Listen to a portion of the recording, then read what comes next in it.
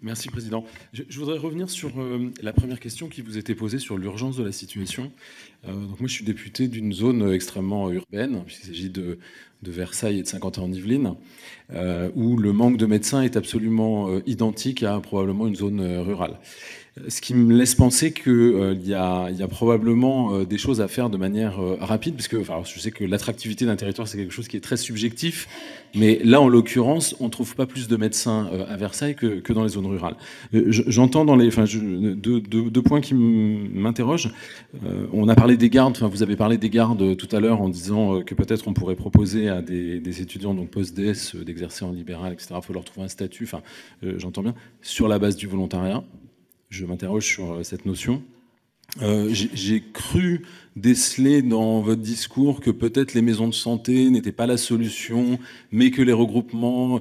Voilà, pareil, il y a une grande notion de volontariat. Qu'est-ce que, en situation d'urgence, parce que nous sommes dans une situation d'urgence, qu'est-ce que nous devons faire maintenant pour trouver des médecins, aussi bien en zone rurale, mais qu'aussi en zone dense, attractive? Simplement corriger, je laisserai M. Arnaud parler après. Pour les maisons de santé, je n'ai pas dit que ce n'était pas la bonne solution. J'ai dit que ça n'est pas la seule solution. Hein, voilà. Non, ce n'est pas la seule solution. Voilà. Je laisse François Arnaud répondre. Oui, le problème est effectivement, mais ça nous l'avons signalé dans nos textes et dans nos écrits antérieurs, le problème est identique dans certaines zones urbaines et peut-être quelquefois plus grave. Parce que les populations sont peut-être encore plus défavorisées que dans les zones rurales et l'accès aux soins est gravement mis en cause. Il y a une urgence, nous, on ne conteste pas ça. Les mesures d'urgence, c'est forcément de dire aux étudiants qu'on finit, qui sont aisés, qui ont les capacités en termes de compétences et de formation d'exercer la médecine, de leur dire il faut exercer pour aider la population. Le travail qu'on a fait avec la conférence des doyens, les doyens ont abouti à la même proposition. Eux, ils appellent ça un service civil.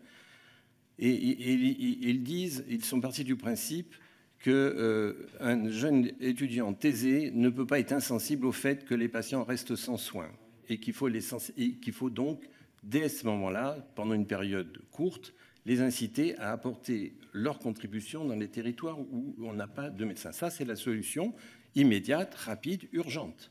Après, tout ce qui incombe à la formation des étudiants qui sont en cours d'études, c'est un temps long, moyennement long, mais c'est quand même un temps long. C'est-à-dire qu'il faut au moins qu'ils finissent leurs études pour arriver sur le territoire et pouvoir prendre en charge les patients. Ça, je me permets juste une précision. Encore une fois, je cumule probablement tout. Avantages ou désavantages, mais j'ai une université de médecine à Versailles-Saint-Quentin aussi. Donc ça rejoint le point des stagiaires, etc. Donc quand on cumule tous les avantages, on n'a pas plus de solutions que là où il n'y a pas d'avantages. Donc j'insiste, je pense qu'il y a une solution d'urgence qui va nécessiter de contraindre fortement à un moment donné.